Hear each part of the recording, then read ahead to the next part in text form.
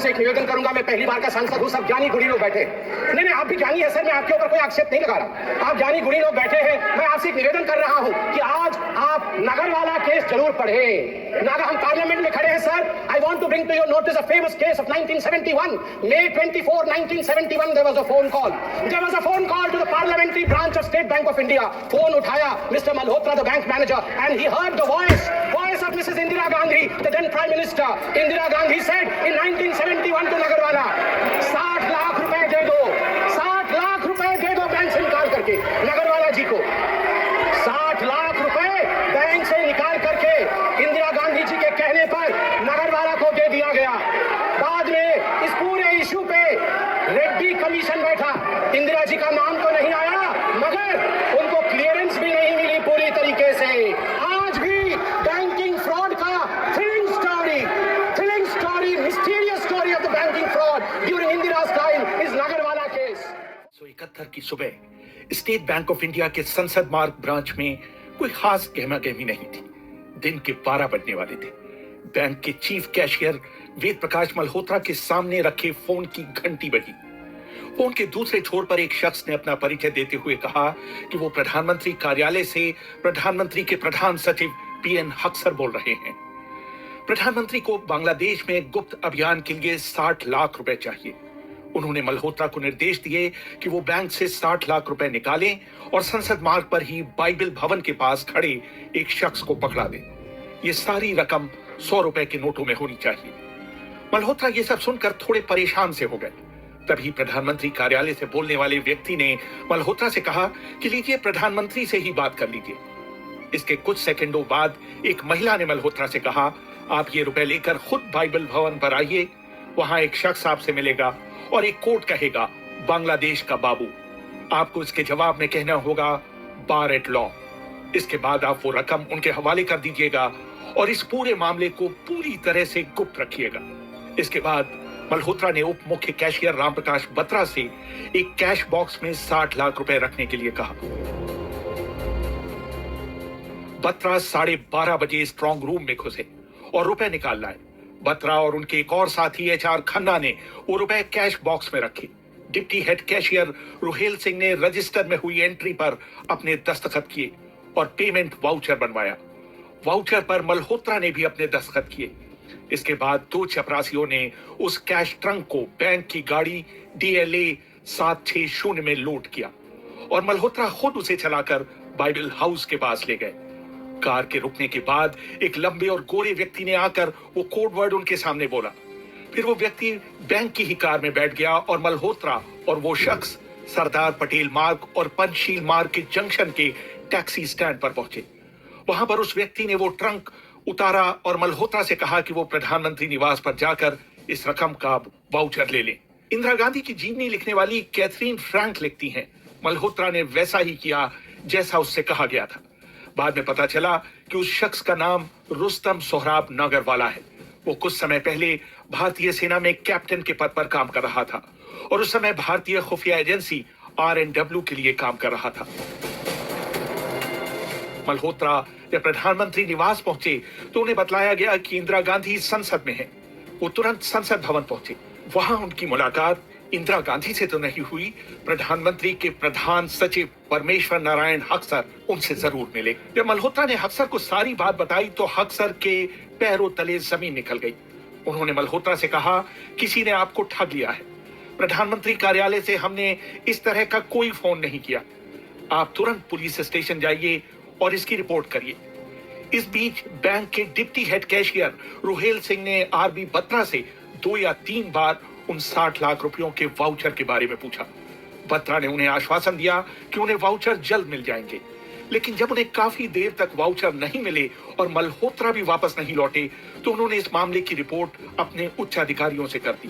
फिर उनके कहने पर ही उन्होंने संसद मार्ग थाने पर इस पूरे मामले की FIR लिखवाई।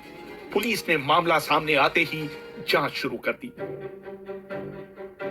इसके बाद पुलिस हरकत में आ गई और उसने रात करीब 9:45 बजे नागरवाला को दिल्ली गेट के पास पारसी धर्मशाला से पकड़ लिया और डिफेंस कॉलोनी में उसके एक मित्र के घर A277 से 59,95,000 रुपए बरामद कर लिए।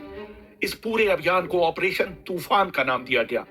उसी दिन आधी रात को दिल्ली पुलिस ने प्रेस कॉन्फ्रेंस कर बताया कि मामले को हल कर लिया गया है। पुलिस ने बताया कि टैक्सी स्टैंड से नागरवाला राजेंद्र नगर के घर गया। वहां उसने एक सूटकेस लिया। वहां से वो पुरानी दिल्ली के निकलसन रोड गया। वहां पर उसने ड्राइवर के सामने ही ट्रंक से निकालकर सारे पैसे सूटकेस में रखे। ड्राइवर को यह राज अपने तक रखने के लिए उसने 500 रुपए टिप भी दी। उस समय संसद का सत्र चल रहा था। इंदर मल्होत्रा इंदिरा गांधी की जीवनी इंदिरा गांधी ए पर्सनल एंड पॉलिटिकल बायोग्राफी में लिखते हैं। जैसी कि उम्मीद थी, संसद में इस पर जमकर हंगामा हुआ। कुछ ऐसे सवाल थे जिनके जवाब सामने नहीं आ रहे थे। मसलन, क्या इससे पहले भी कभी प्रधानमंत्री ने मल्होत्रा से बात की थी? अगर नहीं तो उसने इंदिरा गांधी की आवाज कैसे पहचानी? क्या बैंक का कैशियर सिर्फ जुबानी आदेश पर बैंक से इतनी बड़ी रकम निकाल सकता था? और सबसे बड़ी बात, ये पैसा आखिर था किसका? 27 मई 1971 को नागरवाला ने अदालत में अपना जुर्म कबूल कर लिया। उस दिन पुलिस ने न्यायिक मजिस्ट्रेट के पी खन्ना की अदालत में नागरवाला के खिलाफ मुकदमा दायर किया। शायद भारत के न्यायिक इतिहास में यह पहली बार हुआ था कि किसी व्यक्ति को गिरफ्तार किए जाने के सिर्फ 3 दिन के अंदर उस पर मुकदमा चलाकर उसे सजा भी सुना दी गई। रुस्तम नागरवाला को 4 साल के सश्रम कारावास की सजा सुनाई गई और 1000 रुपए जुर्माना भी किया गया।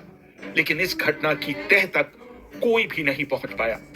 नागरवाला ने अदालत में यह कबूला कि उसने बांग्लादेश अभियान का बहाना बनाकर मल्होत्रा को बेवकूफ बनाया था। लेकिन बाद में उसने अपना बयान बदल दिया और फैसले के खिलाफ अपील कर दी। उसकी मांग थी कि इस मुकदमे की सुनवाई फिर से हो, लेकिन 28 अक्टूबर 1971 को नागरवाला की ये मांग ठुकरा दी गई।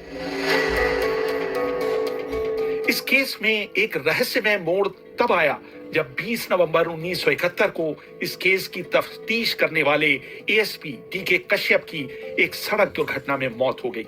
वो उस समय अपने हनीमून के लिए जा रहे थे। इस बीच नागरवाला ने मशहूर साप्ताहिक अखबार करंट के संपादक डीएफ कराका को पत्र लिखकर कहा कि वो उन्हें इंटरव्यू देना चाहते हैं। कराका की तबीयत खराब हो गई, इसलिए उन्होंने अपने असिस्टेंट को उनका इंटरव्यू लेने भेजा।